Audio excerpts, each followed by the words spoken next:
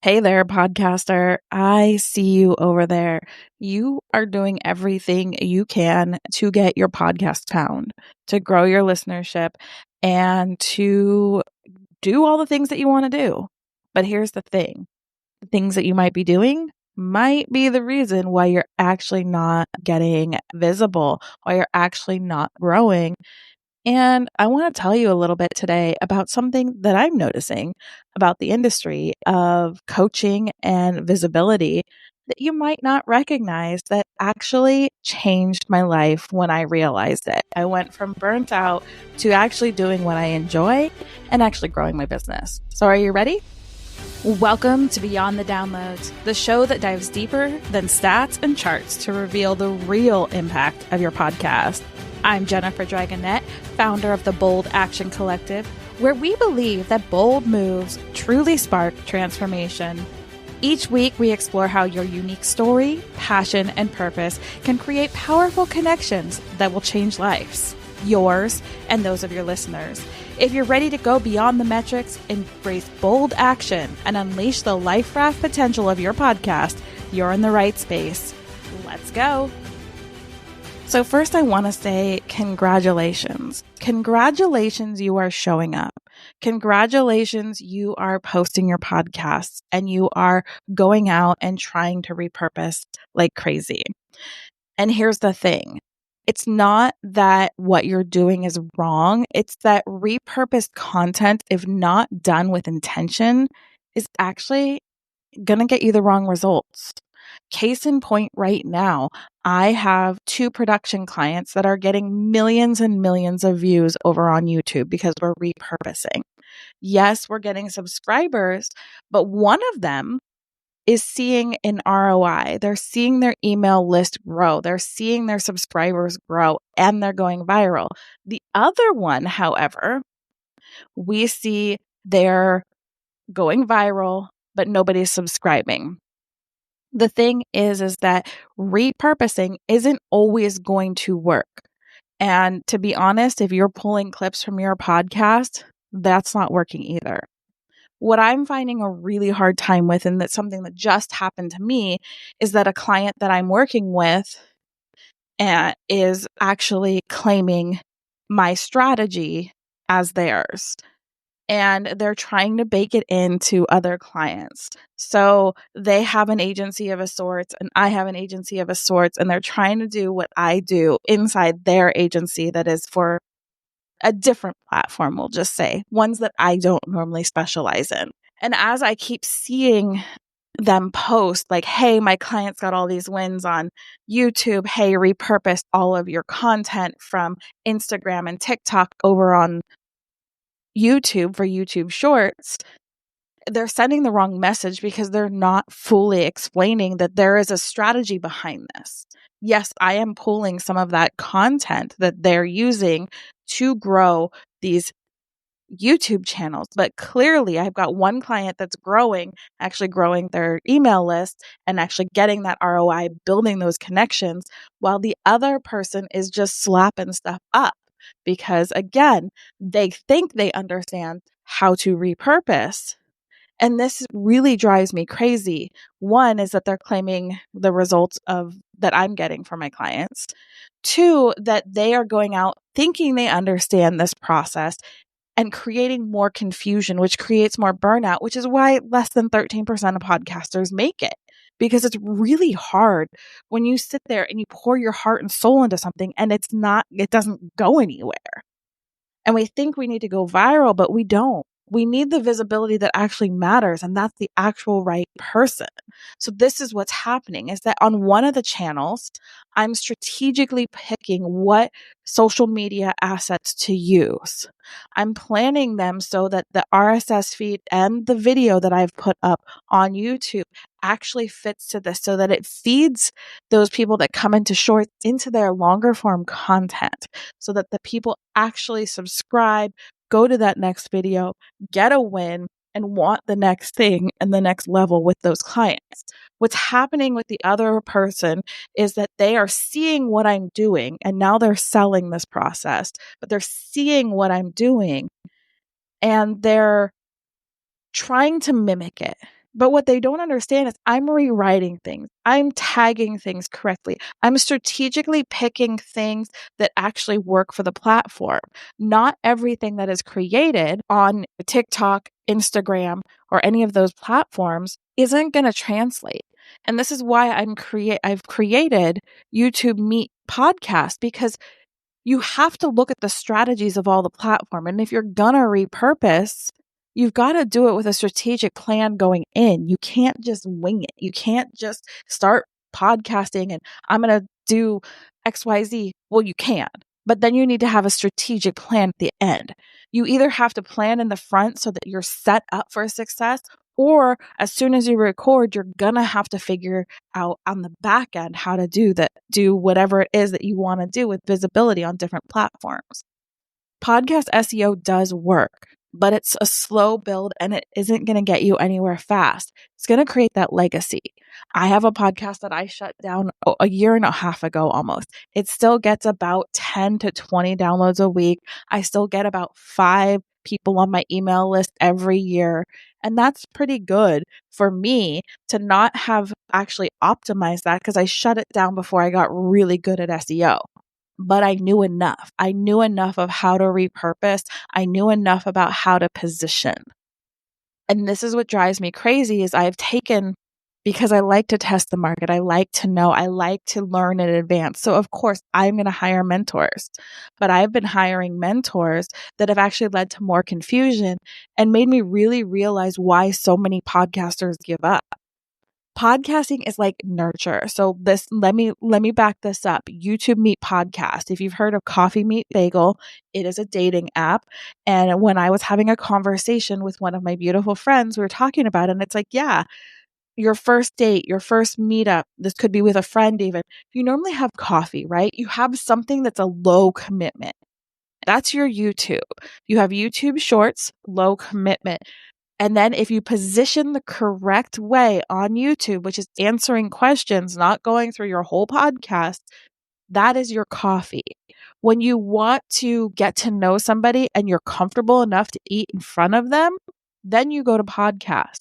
Podcast is having that meal, that's sharing that meal, that's going deeper, that's allowing yourself to get to know them. So your podcast is really your nurture tool. Yes, it can be your visibility tool. Yes, it can grow your business. And yes, it grows your business faster than any other platform because it gets into people's subconscious mind. But what people forget is they try to pull clips from it. That doesn't work. You have to do other face-to-camera videos if you're going to post them on other places, because you need a beginning, middle, and end. Or if you take a clip, you need to build out that beginning and the end. Because just pulling a clip doesn't work. Creating audiograms, not converting. How do you get people from where they are binge scrolling, doom scrolling, trying to mindlessly numb out? How do you get those people from there to your podcast? One of my favorite ways is to do like a meditation, an activation, or any of these things. But you can also strategically plan in the beginning to bake in moments in your podcast that you can actually pull out that make sense in your podcast that host a beginning, middle, and end. Same with when you're building out your podcast, you can build in a YouTube strategy so that you can pull a section of that so that it's actually successful on YouTube. Then you have your RSS feed, you have this micro piece that is your YouTube video, and then, or macro piece that is your video, and then you have your micro piece that is your YouTube short. And a lot of those YouTube shorts that you create can also move into your social platforms and start collecting some of that traffic if you want it. But YouTube is a beautiful search engine. And if you use YouTube RSS feed, you can still push people after they watch a short to your full episode. You can push people from that mini piece, that macro piece that you pulled out, that piece that you pulled out, that one question, that one core thing that you're teaching them. You can use that video. So you have your short, you have your core question. You can send any of those to your full nurture episode on YouTube Music, all within the platform. They don't have to go anywhere, which is absolutely great. The nice thing is that also counts as a download. It helps build your show. And you can also put in like, hey, you want to go deeper? grab this on the podcast. You could do, there's so many things that you can do. I love podcasting because for me, people are in hypnotic states. You can go deep. You're probably walking your dog right now, driving your car, maybe doing the dishes, maybe taking a shower, and you're listening. You're like, what can I do to repurpose my content without burning out? Because it does burn you out. One of my absolute favorite platforms is Capshow, which does a lot of the copy for you. And right now it's on AppSumo. If you would like, I'm going to put the link in there. If it's not still on AppSumo, you can use my name, Jennifer, from their main website and get 50% off for life. But right now they're having a lifetime deal if you're listening to this in real time on AppSumo. And I'll put both those in there. So if the AppSumo deal is gone, then go to the actual website and use my name and get 50% off for life. But why I bring this up to you is that when I first got Capshow, I wanted to repurpose everything they gave me. They gave me Instagram, LinkedIn, Facebook, blogs, LinkedIn articles, YouTube, freebies. I mean, I built it all out. Emails. There's a bunch more in there. I forget all the things right now. They have an image generator that's absolutely amazing. But they can now pull clips out of there for you. But here's the thing with all that content.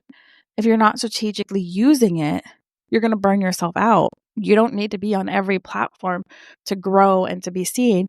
You need to put quality stuff that stops the scroll, that gets people to lean in, that gets people to trust you. And that's the magic here.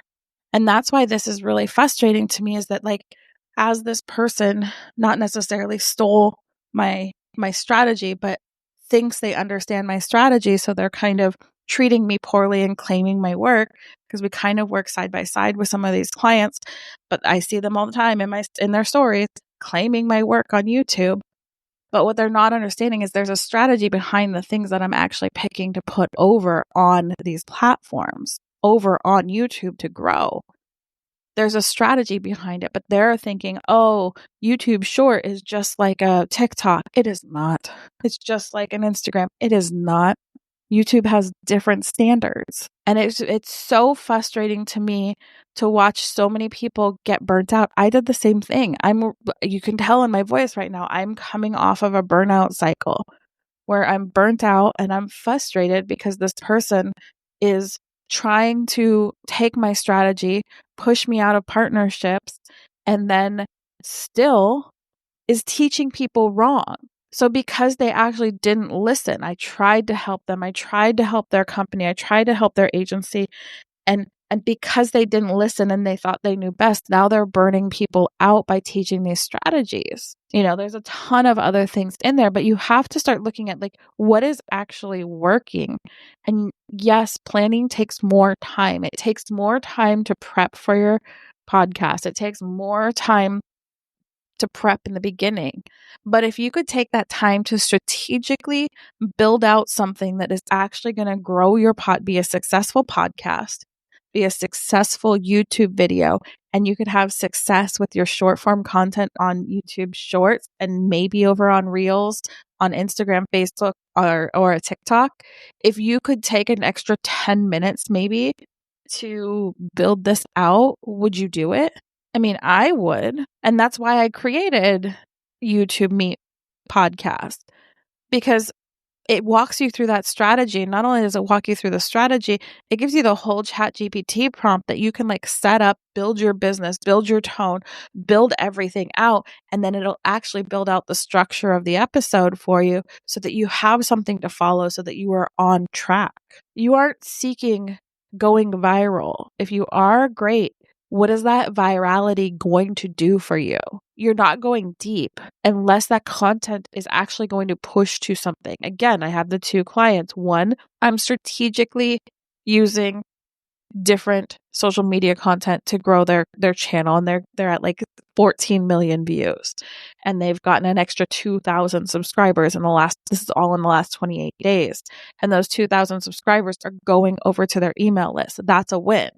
I have another client that didn't want to pay for the repurposing strategy because they think they know it, because we work side by side with all these other clients, and their stuff is flopping. Yeah, they've got 1 million views, but they're not getting the subscriber count. They're not getting the conversions to their emails. They're not getting people to watch their longer videos. They're not getting people to stick around. They're just focused on this viral content that's not doing anything to actually grow their visibility or their business. Yeah, it looks great to be like, oh yeah, I've got 1 million views over on YouTube. Yeah. But what is that doing for you? Is it anything more than an ego stroke or a vanity metric? And I think that this is what so many people are seeking, is that vanity metric. Like, I would love for you to sit down. Your bold action is to sit down and be like, how many clients do I actually need to get what I want? Now, maybe you have different levels of wants. You have your first goal level, then you have your second goal level, and then you have the, oh my God, I would be so freaking happy level. Maybe write those down and how many clients you need for those and what the actual structure looks like. People come in through podcasts. Great. Then they go where? Do they have a freebie? Is there a low end offer? Is there a mid ticket offer? Like, it doesn't matter. Like, it has to be built out for you. There are so many people out there that successfully have just a podcast and do networking events and one signature program that are making multi six figures without a website, with a Canva website and a login and an email list hosted on something like MailChimp. I've worked with those people. I had a client last year that I saw their back end. Their business was bringing in like $2 to $3 million. And she was leading these events, and she had these huge events where 200 to 400 people would come to these events, and she would speak, and she did all these things. And she was building through one platform. It wasn't, we ended up realizing that for her podcast was more of just the nurture tool. She was building more through social media, but we didn't repurpose everywhere. She nurtured the hell out of people through her podcast. She found a way to send them from her social media over, because people were coming to her through social media, but they were buying from her through her podcast. And it was proof. There was like 85% of the people, because we had it tagged on different URLs, 85% of the people who were coming to those events came through her podcast. How many of those people came from social media to her podcast? There's not really a great way to track that, but we were able to track where the sales were coming from, because it goes deeper. It creates that connection. But while you're repurposing and you're striving for these big numbers of going viral and stuff like that, and visibility is king and all this queen and all this stuff, the right visibility is queen. The right visibility is what grows. And that doesn't normally come in a viral package. I mean, if you think about the word viral, like, yeah, it's going viral. I don't want to be around anything that's going viral. Sounds like I'm going to get sick and feel worse than I already do. That's not what we're seeking here. We're seeking a strategy that is clearly defined, that we can actually be intentional with our repurposing. We can be intentional with our visibility. We can be intentional with those people that we're driving in. We're not just seeking the numbers so that we can go, look at me, look at me, look at me. And, for that person who is taking the numbers that I've created for my other client and saying, look at me, look what I created. And no, you didn't. You are called out. No, you didn't. I created that intentionally. Yes, I used some of the content that you created on social media for that client, but I intentionally built that out in a way that made it go viral, a way that built the subscriber count, a way that did what we wanted, which is get people on email lists, get people aware of this company. You're trying to recreate it on your show without paying me to do it for you. And what's happening is you're missing the mark, because you're looking at YouTube as the same strategy as TikTok and Instagram. And it's not the case. You have to position it differently. You have to take them on a journey. It's not like the quick hit. You need to take them on a journey. And that's what I have done for this other client. They come in, and then there's a playlist that follows it. And it's like, hey, go to this. And then that video puts another video in their face that they want to watch, and another video in their face. And I've strategically set it up so that they spend more time on that client's content. which YouTube loves, and then it pushes out more content to other people. So right now, I'm looking at their numbers. They have 12.5 million views. Great. There's 21,000 hours of watch time. That's what I want. It's 21,000 hours of the people watching them. And they got 1,700 new subscribers in the last 28 days. That's positioning it correctly because I have created the content that makes those people want to stick around. That short form content that's 8, 12, 30, 45, under 3 minutes. Most of the stuff that's going viral for them that's helping build is literally only 15 to 18 seconds long. But it's making the people that search that watch their next video that I've strategically placed at the end so that it can go somewhere else and get that watch time, because it's not 21,000 hours of watching that 18 seconds. It's 21,000 hours of people watching their longer videos, getting to know this company, getting to trust this company. This company is answering a specific question that they need that is based off of that viral short that I have posted. There's a strategy behind all this. And right now, if you want to get into YouTube Meet podcasts, we are still, I'm just I've been using the system for a while. I'm just creating this and I'm taking 10 people where I'm actually giving you the whole entire system.